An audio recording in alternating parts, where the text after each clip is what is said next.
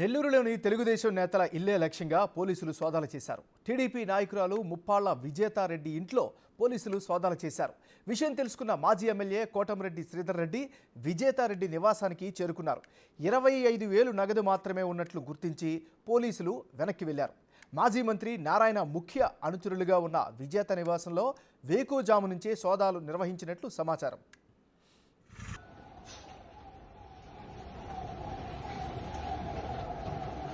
ఏం ప్రాబ్లం అండి?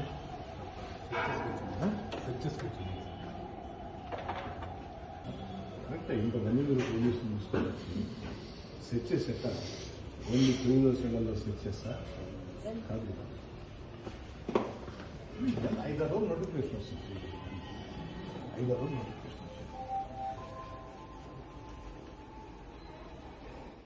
మరోవైపు వ్యాపారవేత్త నారాయణ సన్నిహితుడు కోట గురుబ్రహ్మం ఇంట్లోనూ సోదాలు చేశారు. ఎన్నికల కోడ్ రాకముందే కక్ష సాధింపు చర్యలని టీడీపీ నేతలు విమర్శిస్తున్నారు. పోలీసుల తీరుపై తెలుగుదేశం పార్టీ శ్రేణులు తీవ్ర అసహనం వ్యక్తం చేస్తున్నారు.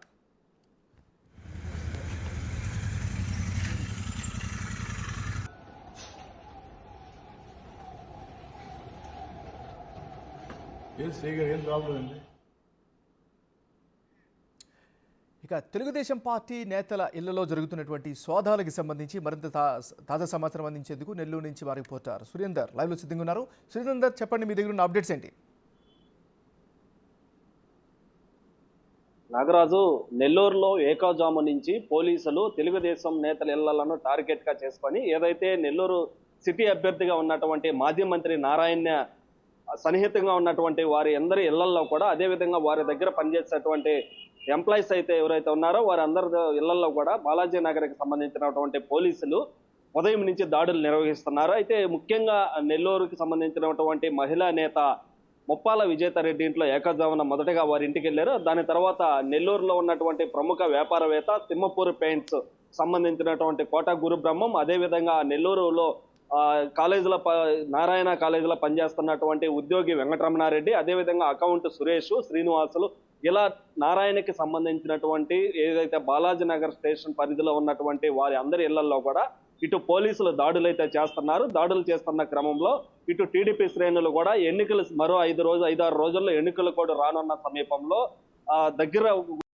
ఇటు పోలీసులు దాడులు చేయడం హేయమైన చర్య అని కూడా ఇటు టీడీపీ శ్రేణులు ఆరోపిస్తున్నారు. మరోవైపు అక్కడికి రూరల్ ఎమ్మెల్యేగా ఉన్నటువంటి ప్రస్తుత టీడీపీలో ఉన్నటువంటి కోటమిరెడ్డి శ్రీధర్ రెడ్డి కూడా అక్కడికి చేరుకొని వారిని ప్రశ్నించడం కూడా జరిగింది. అదేవిధంగా టీడీపీ శ్రేణులుగా భారీగా వారి ఇళ్ల వద్దకు చేరుకొని అక్కడ పోలీసులు చేస్తున్నటువంటి దాడుల్ని ఎందుకు దాడులు చేస్తున్నారు అనే ఉద్దేశంతో వారిని కూడా ప్రశ్నించే పరిస్థితులు అయితే నెల్లూరులో ఉన్నాయి. అయితే ప్రధానంగా ఎన్నికలు సమీపిస్తున్న వేళ ఇటు వారిని నారాయణతో పాటు ఉన్న వారందరినీ భయభ్రాంతులకు గురి చేసేందుకు ఇవన్నీ దాడులన్నీ కూడా చేస్తున్నారని ఇటు టీడీపీ శ్రేణులు కూడా ఆరోపణ చేస్తున్నారు. ఏది ఏమైనప్పటికీ కూడా ఇటు నెల్లూరులో ఉదయం నుంచి చేసినటువంటి దాడిలో ఏదైతే విజయ్ ఇంట్లో కేవలం 25,000 రూపాయలు, అదేవిధంగా వ్యాపారవేత్త అయినటువంటి ప్రముఖ వ్యాపారవేత్త అయినటువంటి తిమ్మపూరి పెయింట్స్ అధినేత కోట గురుబ్రహ్మం, అదేవిధంగా అకౌంట్స్ సురేష్, శ్రీనివాసులు, వెంకటరమణారెడ్డి వీళ్ళందరి ఇళ్లలో కలిపి ఇప్పటి వరకు 10 లక్షల రూపాయల వరకు దొరికినట్లు, పోలీసుల దాడుల్లో దొరికినట్లు సమాచారం తెలుస్తుంది. సమాచారం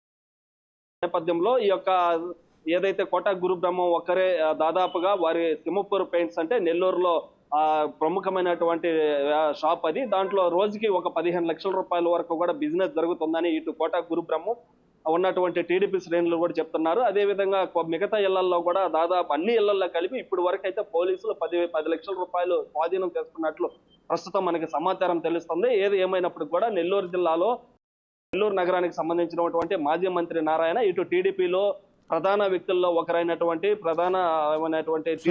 సోదాలు ఇంకా కొనసాగుతున్నాయా? సోదాలు ముగిసాయా?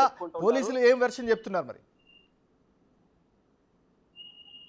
నాగరాజు, ఇప్పుడు వరకైతే ఏదైతే మనం అనుకున్నటువంటి 5-6 ఇళ్లలో మాత్రమే ఏదైతే బాలాజీ నగర్ పోలీస్ స్టేషన్ లో వారికి ఎవరో కంప్లైంట్ ఇస్తే ఆ కంప్లైంట్ ద్వారా వచ్చినటువంటి ఆ బాలాజీ నగర్ పోలీస్ స్టేషన్ పరిధిలో ఉన్నటువంటి వారి 6 ఇళ్లలో మాత్రమే తనిఖీలు చేశారు.